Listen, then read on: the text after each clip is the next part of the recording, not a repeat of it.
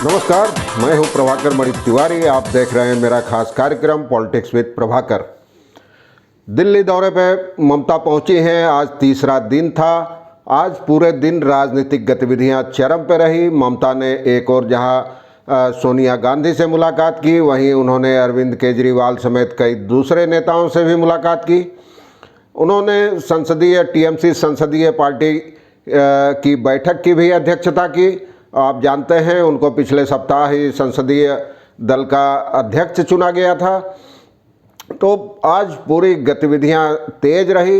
ममता बनर्जी ने सोनिया गांधी से मुलाकात के बाद एक और जहां खुद को साधारण राजनीतिक कार्यकर्ता बताया और प्रधानमंत्री नरेंद्र मोदी को सीधी चुनौती दी, वहीं दूसरी ओर टीएमसी संसदीय दल की बैठक के बाद उनको लेकर पार्टी के एक सांसद ने बड़ा ऐलान कर दिया।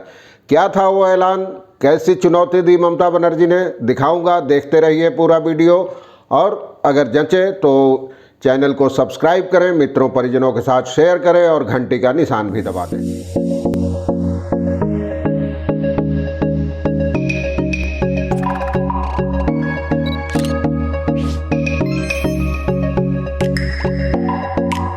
सोनिया गांधी से मुलाकात के बाद ममता ने पत्रकारों से बातचीत में प्रधानमंत्री नरेंद्र मोदी को सीधी चुनौती दे दी है।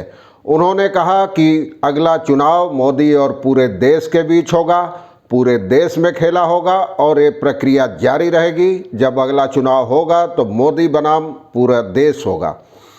हालांकि एक सवाल पर उन्होंने कहा कि बीजेपी के उनसे पूछा गया था कि क्या वो बीजेपी के खिलाफ विपक्ष का चेहरा बनेगी, तो उन्होंने कहा ये हालात पर निर्भर करेगा और मैं विपक्षी दलों की मदद कर रही हूँ, नेता नहीं बनना चाहती, एक साधारण कैडर बनी रहना चाहती हूँ।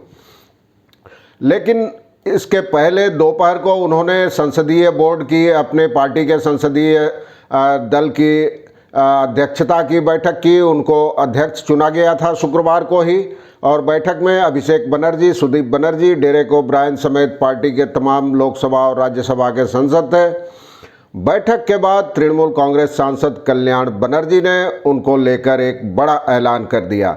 उनका कहना था कि हम लोग ममता बनर्जी को अगली प्रधानमंत्री के तौर पर देखना चाहते हैं।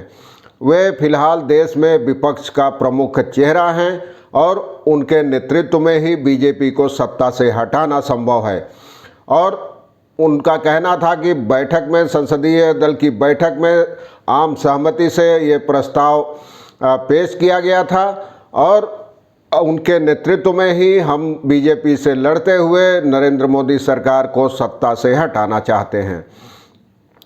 तो ये काफ़ी, और उनको आपको मैंने बताया कि उनको अध्यक्ष चुना गया था और बैठक में कई तरह की रणनीति की भी चर्चा हुई कि मानसून अधिवेशन के दौरान पार्टी की रणनीति क्या होगी, पेगासस मामले की और बाकी अन्य मामलों की।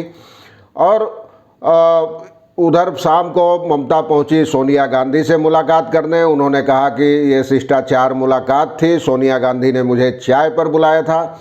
इन दोनों नेताओं के बीच कोई 6 साल बाद मुलाकात हुई है, औपचारिक बैठक हुई है।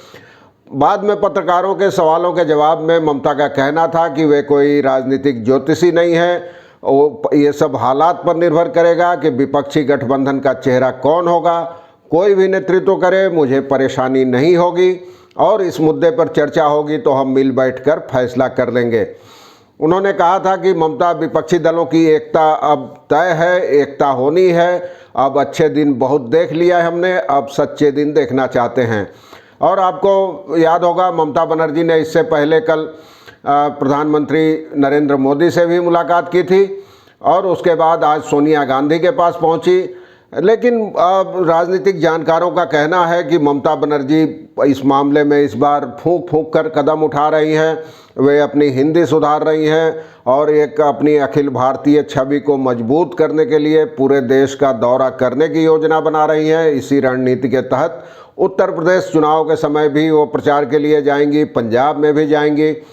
सोनिया गांधी के साथ उनकी बैठक को काफ़ी अहम माना जा रहा है। इसके बाद उन्होंने अरविंद केजरीवाल, दिल्ली के मुख्यमंत्री, उनके साथ मुलाकात की और सोनिया गांधी के साथ बैठक में उन्होंने कहा कि कोरोना मामला, देश की मौजूदा परिस्थिति और पेगासस जासूसी मामले की भी चर्चा हुई, विस्तार से चर्चा हुई। तो ये काफ़ी अहम था और उन्होंने कहा कि बैठक काफ़ी सौहार्दपूर्ण रही और काफ़ी देर बैठक चली और कई अन्य मुद्दों पर भी चर्चा हुई। उन्होंने खुलासा तो नहीं किया। तो एक ओर ममता कहती रही है कि मैं एक सामान्य कैडर हूं, लेकिन दूसरी ओर उनकी पार्टी लगातार उनको प्रधानमंत्री पद का चेहरा बता रही है। पश्चिम बंगाल में कई जगह सोशल मीडिया पर मुहिम भी चली थी विधानसभा चुनाव के बाद। मैंने पहले एक वीडियो में आपको बताया भी था। आज भी वो पोस्टर अभी आप देख रहे हैं स्क्रीन पर। तो अब कल्याण बनर्जी ने बिना लाग लपेट के कह दिया कि हम ममता को देश का अगला प्रधानमंत्री बनाना चाहते हैं, क्योंकि उनके नेतृत्व में ही बीजेपी से मुकाबला संभव है, बीजेपी को हराना संभव है।